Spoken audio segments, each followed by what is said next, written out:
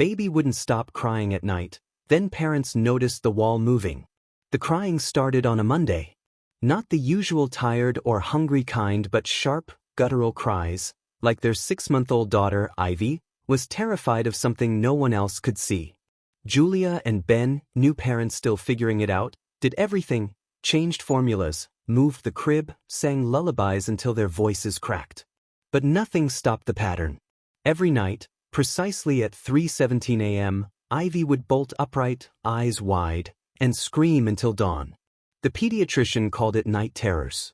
But Ivy didn't scream like a child having dreams.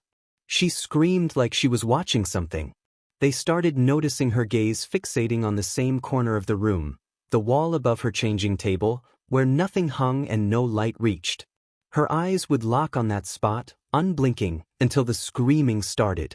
Julia insisted on setting up a night vision baby monitor.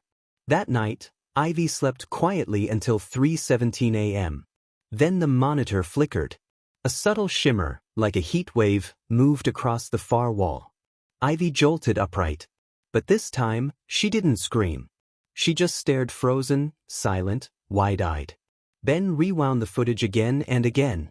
Just before Ivy stirred, the wall beneath the window rippled, as if it breathed. By morning, Ben had torn half the nursery apart looking for answers. "There's nothing behind this wall," he muttered, knocking along the plaster. But when his fist hit a spot just above the floorboard, the sound changed. Hollow. He grabbed a screwdriver and began to pry. Julia stopped him. "Are you really doing this? What if it's just bad wiring or mold? We just moved in, Ben." But Ben wasn't listening. Something about the monitor footage, it had felt wrong. Not like a glitch. Like something was hiding. He peeled back a thin piece of drywall and found a small, sealed door. It couldn't have been more than 3 feet high. No knob. No hinges.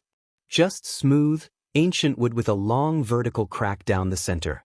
And across it, in faded red paint, was a single word. "Stay." Ben stumbled back. "You're kidding me. That's not even part of the house plans." That night, they didn't sleep.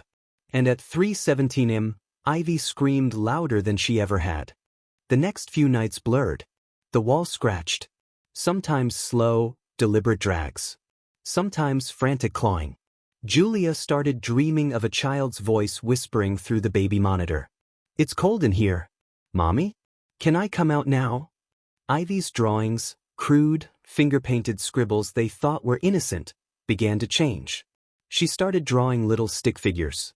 Always trapped behind lines. Always reaching out. They brought in a contractor to examine the space behind the wall. He went in. He came out 10 minutes later, pale and shaking. "I think you need to call the police," he whispered. Authorities arrived and carefully removed the surrounding plaster. What they discovered wasn't just a hollow. It was a sealed chamber. No more than 4 feet by 4 feet, with a child's mattress, rusted toys, and scratch marks etched deep into the wood. No door. No way out. Just a light bulb hanging from an old wire, long burned out. Taped to the wall inside was a photo, old and curling. A boy, maybe 7, standing in that very nursery. His eyes were hollow, his face expressionless. On the back of the photo, Thomas.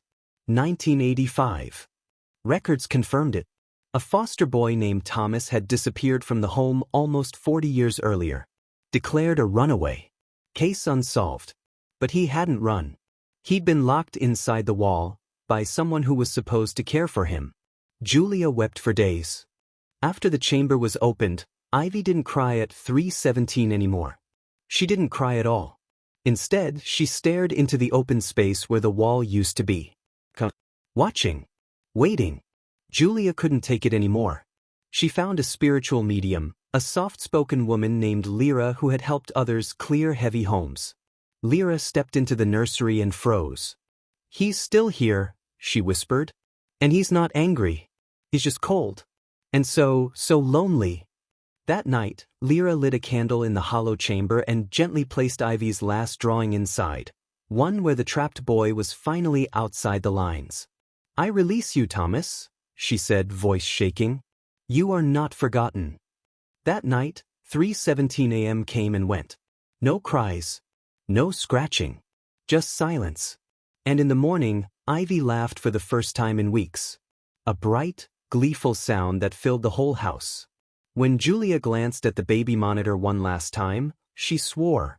Just for a second, she saw a second child in the crib. Smiling. And then he was gone. Only then did they seal the wall for good. Not to hide what was inside, but to honor what they had set free.